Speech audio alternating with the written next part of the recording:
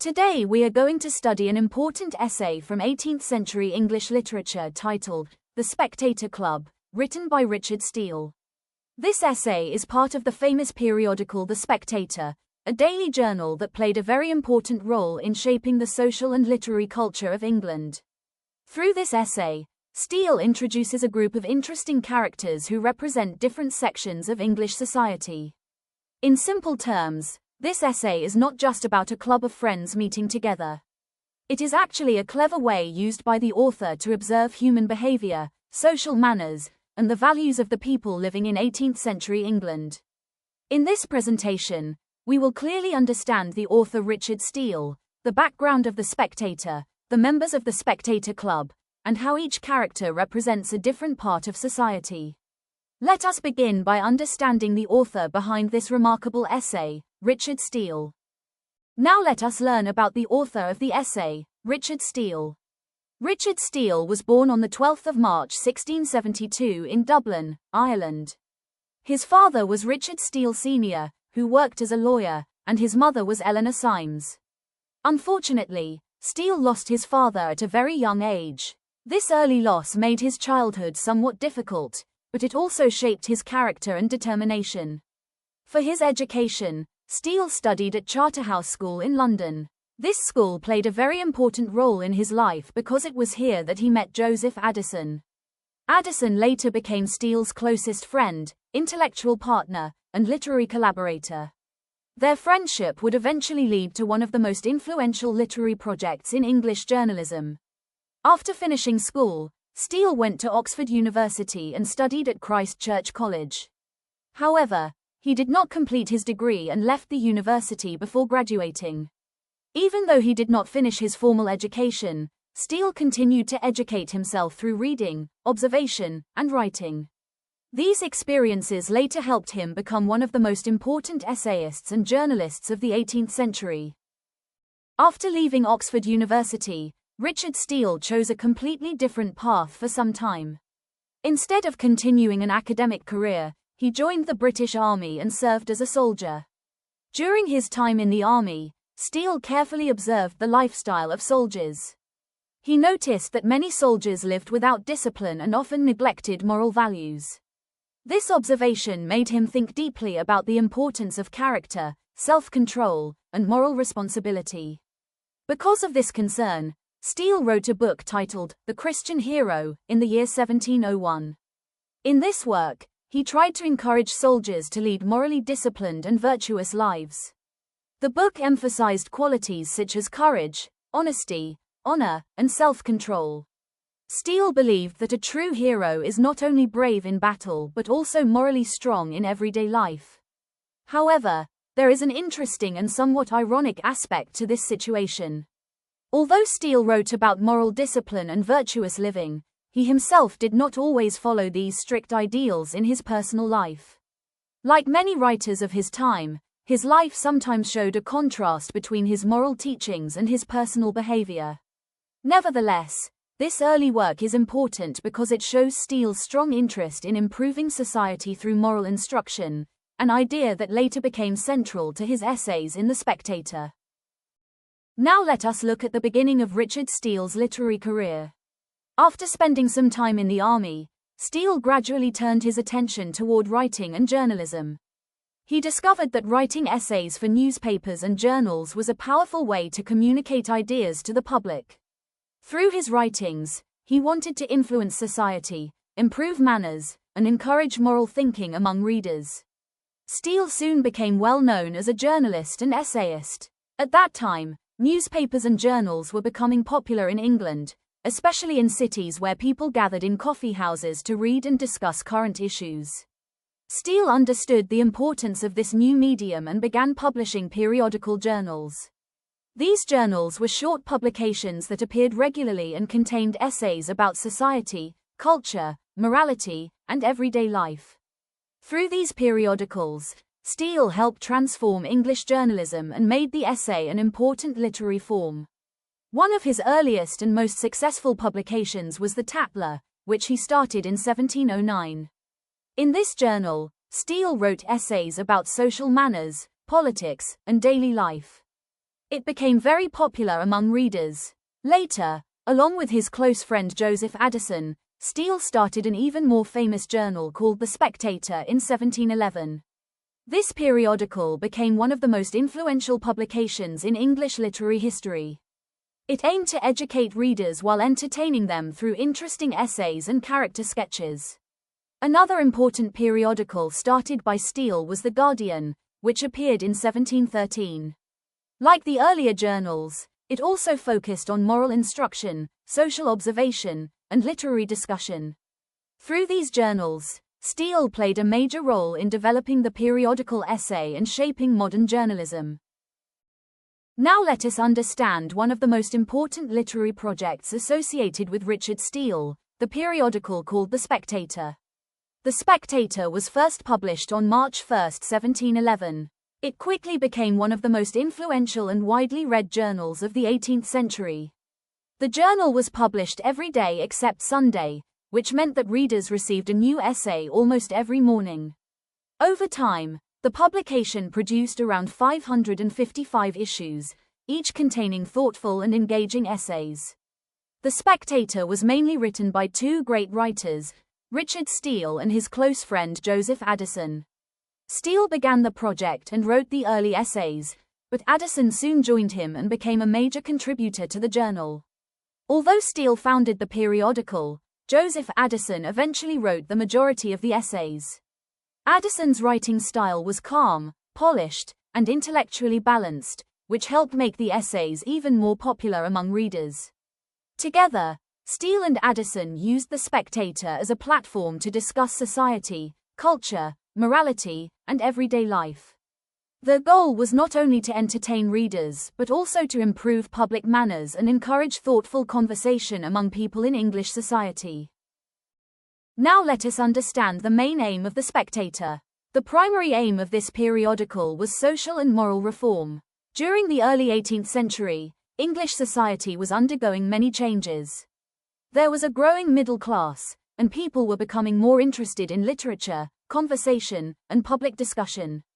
However, Steele felt that society also needed guidance in matters of behavior, manners, and moral values. In the very first issue of The Spectator, Richard Steele clearly explained the purpose of the journal with a famous statement. He said that the goal of the periodical was to enliven morality with wit and to temper wit with morality. This statement means that the writers wanted to make moral teaching interesting and enjoyable by using humor and intelligence, while also ensuring that humor was balanced with moral responsibility. The journal therefore had several important objectives. One of its main aims was to improve public manners. Steele and Addison believed that literature could help people behave more politely and respectfully in society. Another objective was to refine the taste of the growing middle-class readers. By presenting well-written essays, thoughtful ideas, and discussions about culture and literature, the journal helped readers develop a more refined sense of appreciation.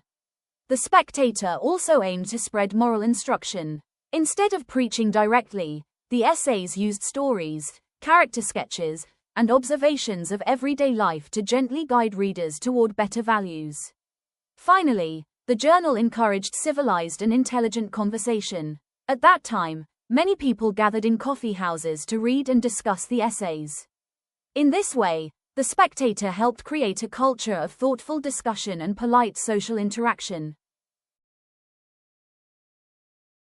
Next, let us understand the concept of the periodical essay, which is the literary form used in The Spectator. The essays published in The Spectator belong to what is known as the periodical essay tradition. A periodical essay is a short prose piece that appears regularly in journals, newspapers, or magazines. During the 18th century, this form of writing became very popular because it allowed writers to discuss social issues, literature, and everyday life in an accessible and engaging way. One important characteristic of periodical essays is that they are usually short and easy to read. Since they were published daily or weekly, they needed to be concise and clear so that readers could quickly understand the ideas. Another important feature is that they were published in newspapers or journals rather than as independent books. Readers encountered these essays as part of their daily reading habits, often in coffee houses or public gathering places. These essays were mainly addressed to the urban middle class. At that time, the middle class was growing rapidly, and many people were eager to read about society, culture, and manners. Writers like Steele and Addison aimed to educate and entertain this audience. The periodical essays also combined satire, humor, and moral teaching. Instead of directly criticizing people, the writers often used gentle humor and witty observations to highlight human weaknesses and encourage better behavior. Several important writers contributed to the development of the periodical essay. Among the most famous are Joseph Addison and Richard Steele, who established the form through journals like The Spectator.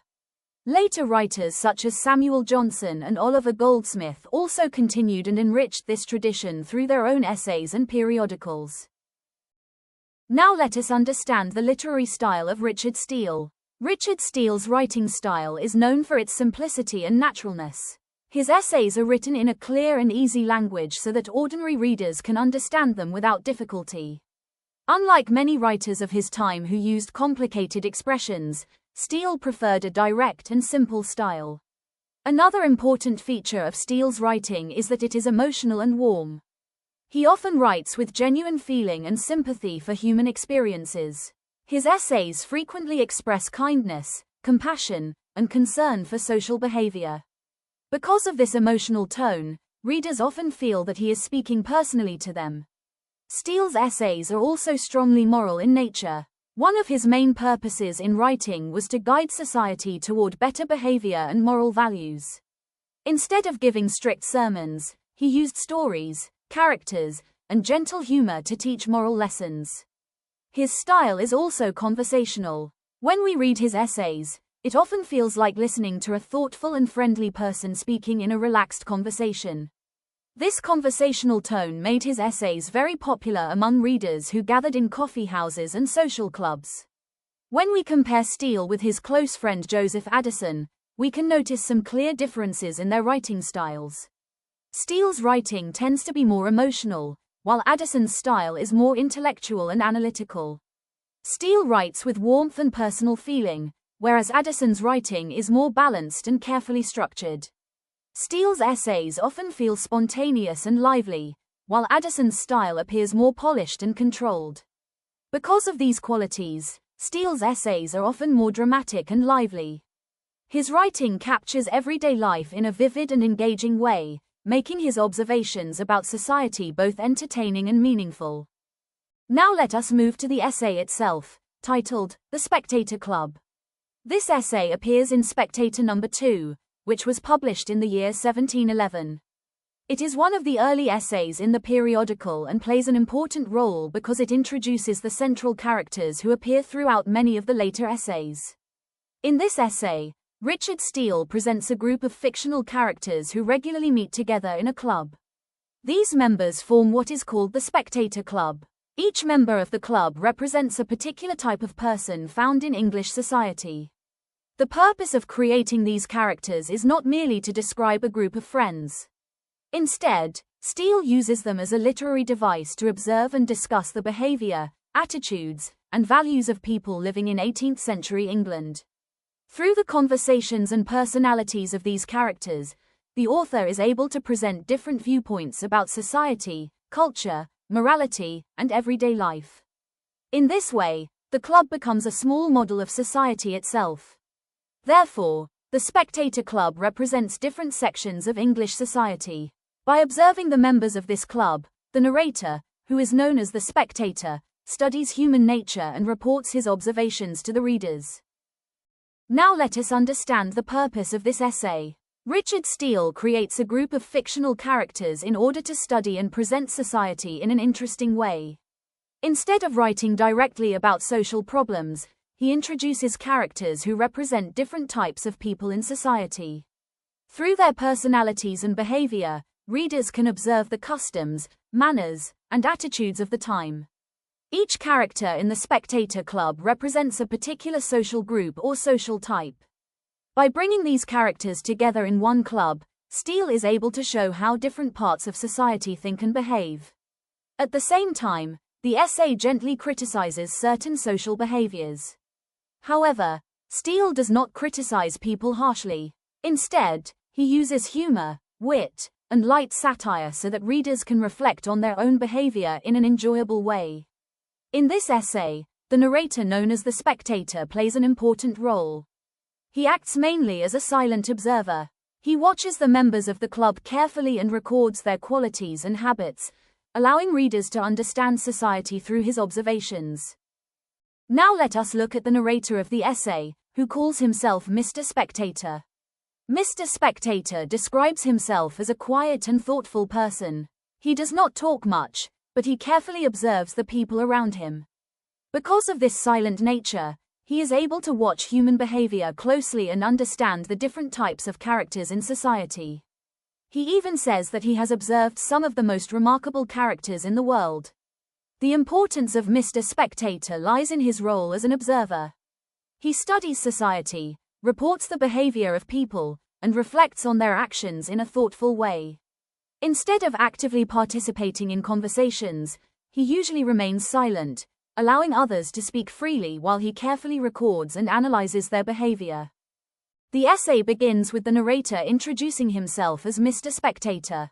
He describes himself as a quiet and thoughtful person who prefers observing people rather than actively joining conversations. Because of his silent and reserved nature, he can carefully watch the behavior of others without attracting attention. Mr. Spectator explains that he has spent much of his life studying human nature. He observes people in many different public places such as courts, theaters, coffee houses, markets, and public assemblies. These places allow him to see how different kinds of people behave in society. Through these continuous observations, he believes that he has gained a deep understanding of human character and social behavior. Therefore, he considers himself an experienced and skilled observer of society.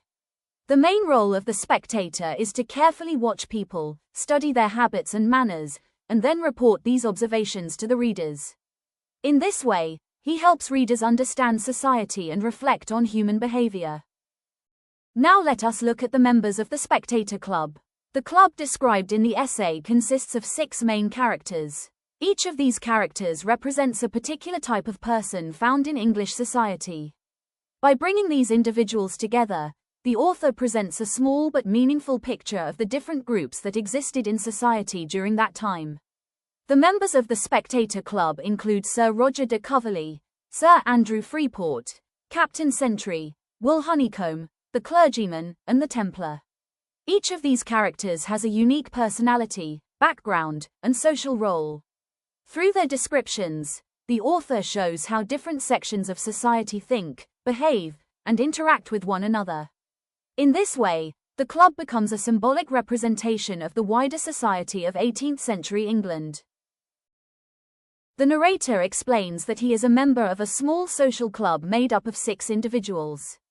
Each member represents a particular type of person found in society. These members meet regularly to discuss different topics and exchange ideas.